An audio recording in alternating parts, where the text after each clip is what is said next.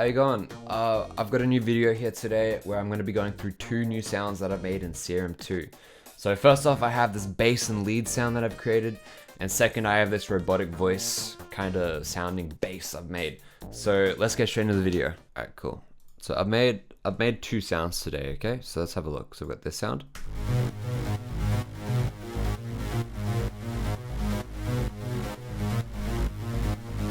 Okay, so in this song I've got 129 BPM, so it's like a little bit slower than say like the drum and bass. Then that sound kind of evolved into this, which I think is kind of like a bit more refined, which sounds like this.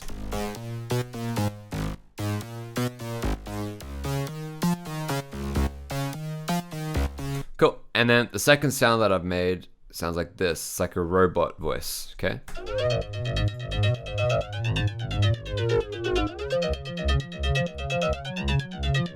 Cool, and then say like all together. So like I've got this one with the robot voice, sounds like this.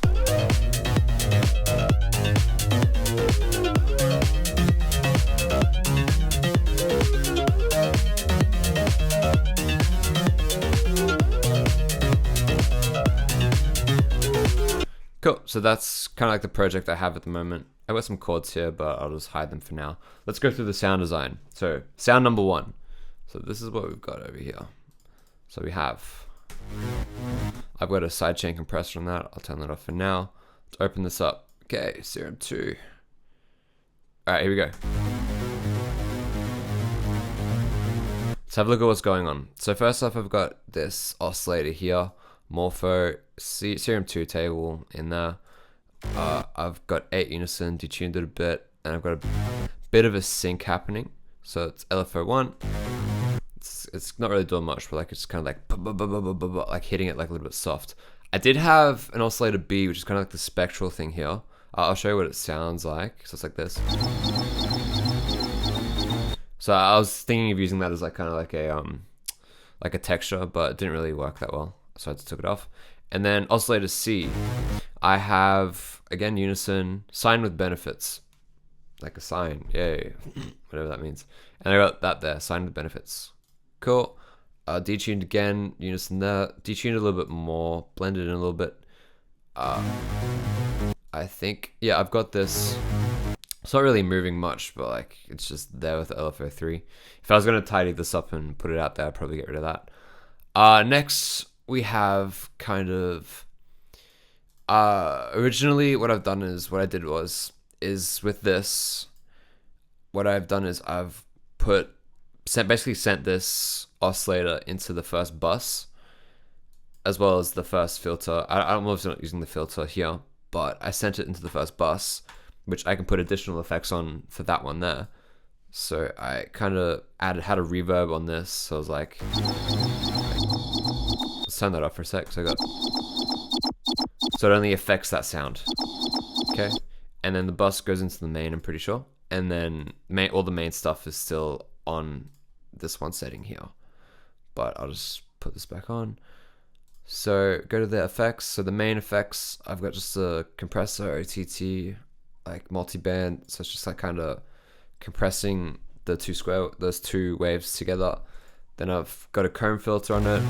Comb filter, what do we got? We've got another LFO. Not really doing much. It's just like filtering through it a little bit. Then I've got another diffuser. So the diffuser filter adds a lot of like drive, a lot of like distortion, and I really like the sound of that distortion. I don't think I don't have an LFO on it at the moment. It's just kind of static. It's kind of sitting there as like a way for that sound to kind of add a bit more distortion to it, which I think is pretty cool. So that's the first draft of that sound. I went ahead and edited the next one. Let's make this big again. So the next, I went ahead and I edited it and made it a bit more refined. So here I've got the same table there, same table there. I've changed the envelope to kind of make it a bit more punchy. So it's like a bit more like, rather than it just being more like sustained. So I fixed that up. LFOs, I think I fixed up some of the LFOs. Yeah, see, I've fixed it up a bit. I've also changed the pattern there, the MIDI pattern. And I kind of came up with like another line like a bit lag. Kind kind of came up with another line that kind of suited it a bit more. But the arpeggio still works with it. I'll just quickly show you that. It's like, I like that a lot. Like, and in this, I think I shortened, close that for a sec. I think I shortened this as well. So you just shorten it a bit to kind of create that movement. So just put that back in there. So I've also sidechain compressor on this as well, as you do. Okay, so let's have a look at this. So I've got the two waves here again. Nothing happening with the buses. That's just left over from that other thing. But what I've done is got a compressor there, filter there. I've changed the LFOs a bit to kind of make it a bit more, like it's kind of going through a bit faster. Actually, no, sorry, it's going slower. It's slower. It's also because it's on retrig as well. I think the other one had the retrig and it was going fast because obviously the thing going fast. So I've got a comb filter again, diffuser again. Haven't really added much. And then I put a compressor, another compressor at the end of it to kind of squash it even more. And then kind of give it a bit more like more juice, I guess you could say.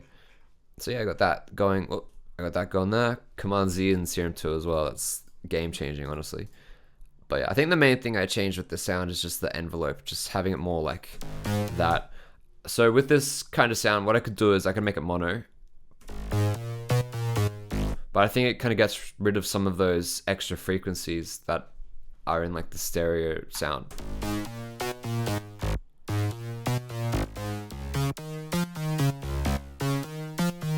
You can kind of hear there's a bit more like of a stereo kind of like effect on it a little bit. It's not really the best example, but like you can kind of hear it there as well. So that's the first sound. Haven't called it anything yet. It's kind of like, I don't know, it's like sitting between like a bass slash like a lead.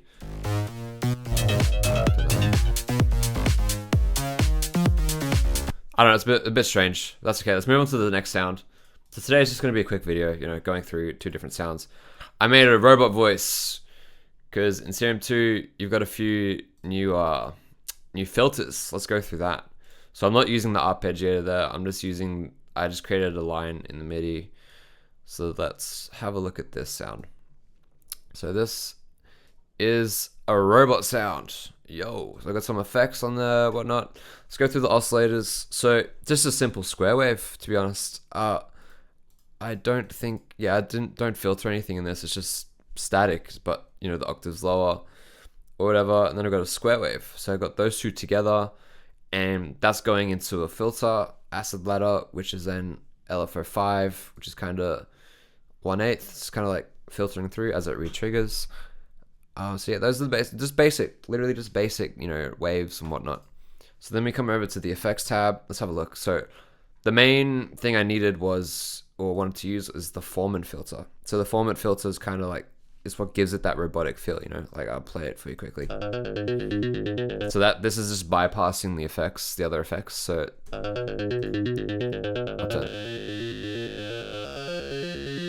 very simple, like just square wave, the saw wave, and then that's just, yeah, going into this kind of that. I've got some LFOs on this because you need to create the movement with it. Otherwise, it just kind of sounds weird. But LFO1, just going back and forth between that. I've got it free as well, so it's not re-triggering. So it's kind of just like, you know, it's like in the wind. You know, it's like going whatnot. LFO2, I've got another LFO on that formant there as well. Kind of another slow as well. It's free as well. Kind of changing, kind of evolving that kind of formant. I think with making a robot voice, it kind of works effectively with that. So it's kind of like because you know you can change it with your voice, right? So you're kind of cycling through that. What else we got? Let's have a look. I think I have just one. Okay, I'm getting ahead of myself. So that's just that filter there. Then it goes into a compressor, OCT again, makes it a bit more fat, and then comb filter. Yeah, so kind of combing some of those frequencies as well. I've got an LFO3, this one's free as well, and it's a bit slow as well. Kind of hear how it's like the best thing you can make. I think I'm addicted to comb filters. I don't know, it just like brings out the best of like the sound.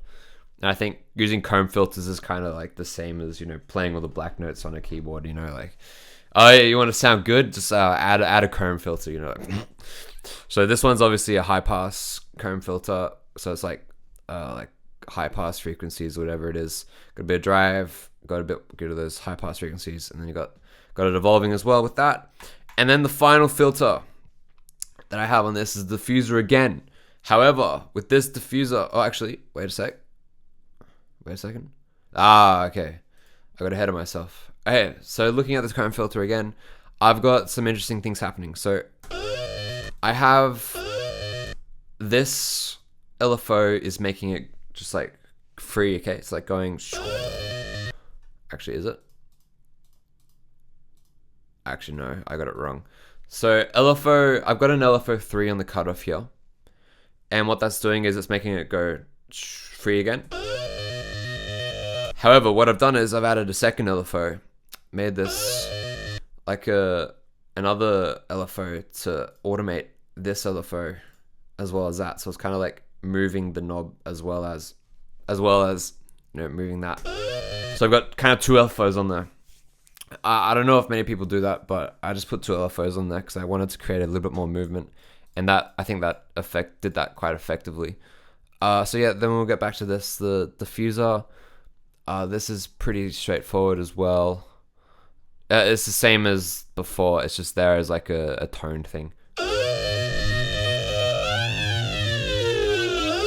Another tone thing. And then let's come over here to this filter. The acid base filter, acid bladder. It's in the in there. So Serum 2 filters. Yeah, this is where you get like the juice. You kind of like give it a bit more movement. So I've got like this 1/8 eighth note re-triggering, so it's obviously re-triggering that. So yeah, pretty straightforward. It's like triggering that again, mono. Kind of lose some of those stereo frequencies, so I kind of prefer it as like that. Envelope, I could edit the envelope, but I just decided to use the LFO there, just kind of give it a bit of that movement. So yeah, that's kind of how you can use that filter here to the formant filter to kind of create that. You could probably add like another formant filter in there as well, but yeah, that's just a bit of a demo of that idea. So what I've done is, as well as, I'll quickly show this. So I also created, I basically swapped the two lines. So now before they were like, one was here on that kind of like bass lead sound and one's on the robot voice. I swapped the sounds. It's kind of like this.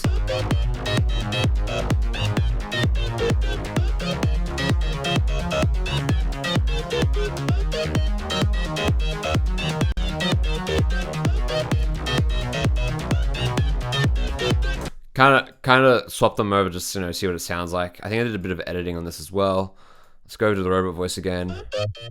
So I just turned off the LFO 5 because, you know, that's just because I don't want too much movement, because it's just like a lead line, right? So I don't want that too much movement. Effects, exact same, literally exact same. Haven't really changed much on that. I've changed the octave of the MIDI clip, and then over here I got this. So it's a bit more like chaotic. I've added another multi-band compressor, and then I've also added another low filter. So kind of automating that low filter there as well. This is a bit of to kind of make it suit the arpeggiator style, I guess you could say. So let's have a look at that. What else? So filtering, whatever. Yeah, so basically those are the two sounds that I made in Serum. I just thought I'd show you a little bit more of the process. But today's just like a quick video. I didn't want it to be like long. So no, that's how you can make a robotic voice and a bass like lead.